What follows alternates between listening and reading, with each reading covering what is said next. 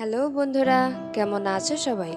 আজ আমি দুপুরে আমার সোনামণি বৃন্দার জন্য রান্না করেছি মিষ্টি কুমড়ো ভাজি আর মুরগির মাংস। মুরগির মাংস বাচ্চাদের বৃদ্ধি ও শক্তি বাড়ায়, প্রোটিন ও আয়রন রক্ত গঠনে সহায়তা করে। অন্যদিকে সবজি ও ভিটামিন ও মিনারেল যোগায়, হজম ভালো রাখে এবং রোগ প্রতিরোধ ক্ষমতা বাড়ায়। প্রথমেই আমি বৃন্দার খাবারে ব্যবহার করছি সূর্যমুখী তেল।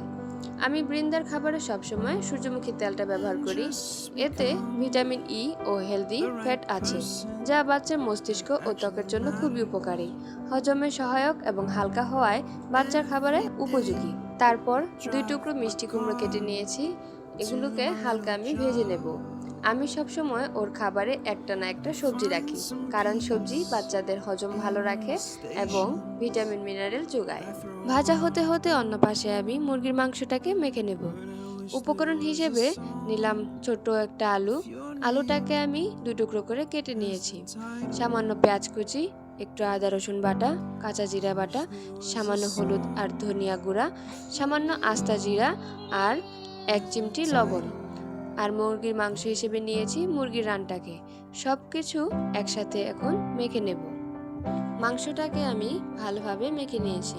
এখন চলে যাই মূল রান্নায়। মিষ্টি কুমড়ো ভাজিটা আমার হয়ে গেছে। এবার কড়াই থেকে কুমড়োটাকে একটা ছোট বাটিতে তুলে নিলাম। একই কড়াইতে অল্প সূর্যমুখী তেল দিয়ে দিলাম। এবার মাখিয়ে রাখা মাংসটাকে দিয়ে দিলাম। সামান্য পরিমাণে জল দিয়ে ঢাকনা দিয়ে ঢেকে রান্নাটা করে নেব। মাঝে মাঝে ঢাকনা খুলে নেড়ে দিয়েছিলাম। যখন মাংসটা কষে আসছে তখন পরিমাণ মতো আবারও একটু জল দিয়ে ঢাকনা দিয়ে ঢেকে দিলাম। 15 থেকে 20 মিনিট পর আমার রান্নাটা প্রায় হয়ে এসেছে।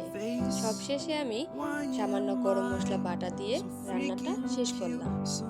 এবার আমার সোনামণির থালায় তুলে দিলাম ভাত, মিষ্টি কুমড়ো ভাজি আর মুরগির মাংস। এই ছিল আজকের দুপুরে বৃন্দার খাবার। আপনারাও চাইলে আপনাদের বাচ্চাদের জন্য এইভাবে মাংস রান্না করে দিতে পারেন। ধন্যবাদ সবাইকে ভিডিওটি দেখার জন্য। আশা করি ভালো লেগেছে। সবাই ভালো থেকো, সুস্থ থেকো। আবার দেখা হবে পরের অন্য কোনো ভিডিওতে।